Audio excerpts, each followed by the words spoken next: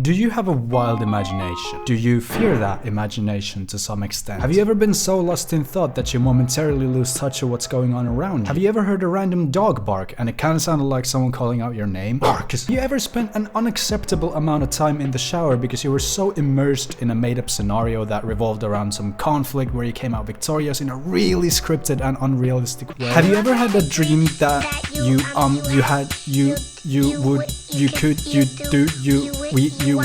where you see something so messed up that you wake up kind of scared of yourself, like how did my brain even come up with that shit? Despite what mental disorder tests that exist online solely to misguide people and make a quick buck from AdSense would probably have you believe, these are not signs of insanity, just normal stuff the brain does when it's bored or confused. I mean, worst case scenario, it's like ADHD, but that's easily fixable.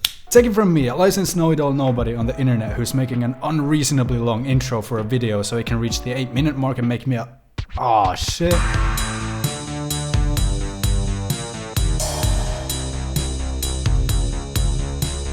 It's important to note that words like insane or mad, crazy, cuckoo, and anything of the sort are not acceptable ways to refer to actual people, with the exception of like Putin and a few others, because mental health problems are real issues, and these words are hella offensive, I acknowledge that. But I'm talking about fictional characters, and in that context I don't feel bad about using insanity as a way to condense the actions or mental states these characters go through or are permanently in throughout their respective stories. I ran out of breath so bad there, holy shit. That being said, L is like totally he's the definitive mad genius character IMO, like man's not fucked up or anything, but he's hella weird, and he has to be, right? In order to be the greatest detective on the planet, there's gotta be a few screws loose, at least in the empathy department.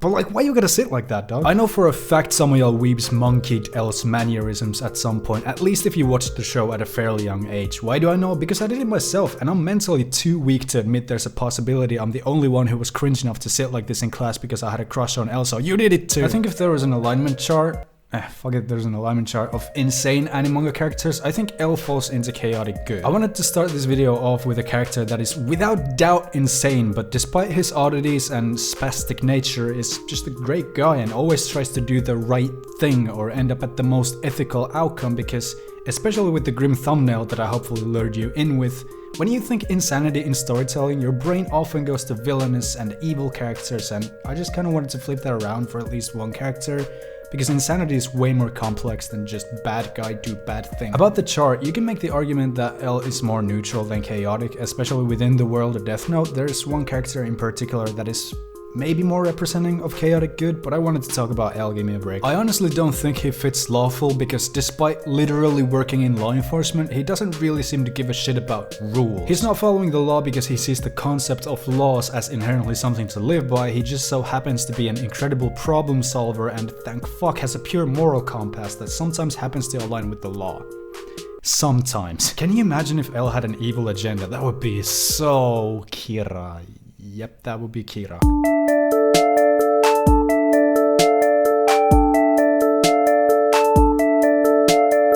Light's insanity manifests itself primarily as a god complex, and we've been new, right? This isn't analysis, the sky is literally blue, Makima smells like cheese, Oyasumi Punpun is mid. While L just seems like someone who's always been really weird, probably due to more or less being isolated his entire life. Throughout Death Note, we as viewers get to witness Light's nosedive into insanity. He's by chance granted this awful power at a point in his life where he's been frustrated by all the crime and injustice in the world, and with the opportunity to change that using the Death Note, he never really gets the chance to leave that point of view because he's in too deep from the moment he writes down his first name into the notebook. That wording is wonky, he doesn't write down his first name, but you know, like his first, whatever. I think the fact that Light received the notebook at such a young age when he had an insanely black and white worldview is the reason things escalated as far as they did. Had he been maybe just a few years older, things might not have turned out the way they did, but you give a 17-year-old with very radical opinions and a gigabrain to boot a superpower,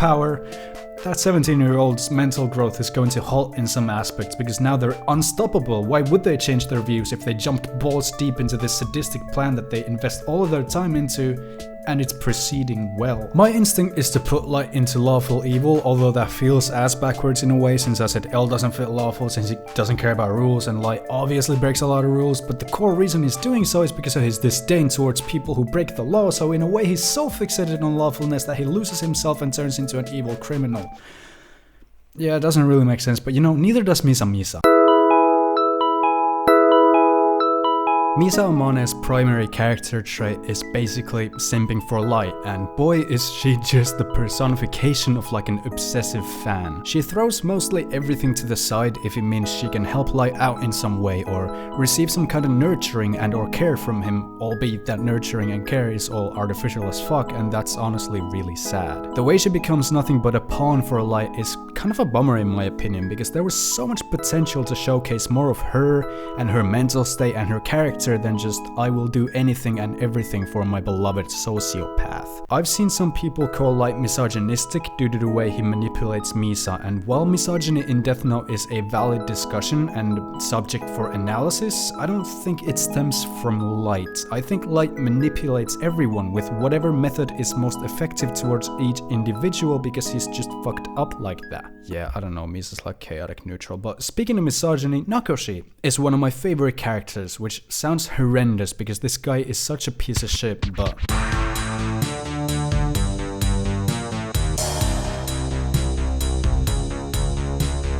the thing is, I don't like him. I don't like his personality or his actions. I like how well the deep dive into this character's mental state is executed, despite the fact that said mental state is beyond fucked. This dude goes from a kind of Patrick Bateman-esque playboy lifestyle, minus the killing, to sleeping in his car, taking an insane offer to get a hole drilled in his skull for some money and going just batshit insane. Homunculus kinda makes you feel insane because the story is so confusing and jumps everywhere. One moment you think you have a hunch of what's going on, and the next chapter you question every conclusion you've reached up until that point, and I refuse to believe anyone understands half of this shit from reading it just once. Do I have a crippling insecurity about my own intellect that prevents me from believing not everyone is as bad at reading comprehension as me? Probably, and it's really self-centered, but not as self-centered as eating your own cock. Nakoshi's narcissism is unmatched, and I'm not just calling him a narcissist in that two immature people have a bad breakup and call each other narcissists to their friends kind of way. Like, no, I'm telling you, this man rivals Patrick Bateman, and I wish I could delve deeper into him. His character, I mean. And especially the penetration, I mean, the trepanation, but doing that spoiler-free is damn near impossible. Just like enjoying Oyasumi Punpun, impossible. A character in this manga will more often than not be off the fucking rails in some way, which mirrors reality honestly, makes you wonder who really is insane and who is not. Is anyone not insane, or are we all in the same lane of insanity?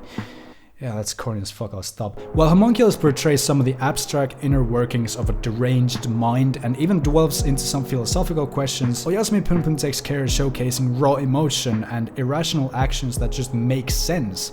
People doing dumb and horrible stuff that 99% of readers will agree people should never do, but at the same time understand why they were done. That doesn't mean we as readers sympathize with these characters and their actions, we're just capable of, with the help of masterful storytelling, connecting the dots between events and mental states that can lead a person down a certain path. I think it's an important skill to understand the why and not only look at the what, even though oftentimes the former doesn't excuse the latter. Like in the case of Mama Punpun, there really isn't a valid excuse for being an abusive parent, and I believe being one falls under insanity all by itself, but there's a reason Punpun readers aren't in unanimous agreement about her just being a piece of shit, end of story. Some see her character as a tragic one, and that's because we can understand how she turned out this way and even feel sorry for her at times. It's just up to the individual reader to decide whether to lean towards her actions are unforgivable and she's a terrible person, or she's a product of her environment and can't help herself, thus doesn't deserve all the hate she gets, or something like that. Be it on purpose or not, the protagonist of Punpun is a character who you kinda need to make the same decision about, possibly because of the way his mother was, which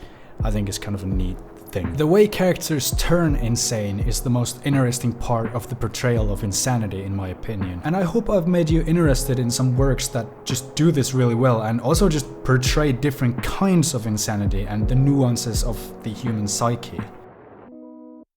Man, I really think I know shit about psychology, huh? Hey, can you tell that writing this script took like 2 weeks and its entire direction changed and became undecipherable even to me? Because I caught Rona and just laid in bed for a week straight with my brain turning into liquid and slowly dripping out of my ear? Yeah, well, you know.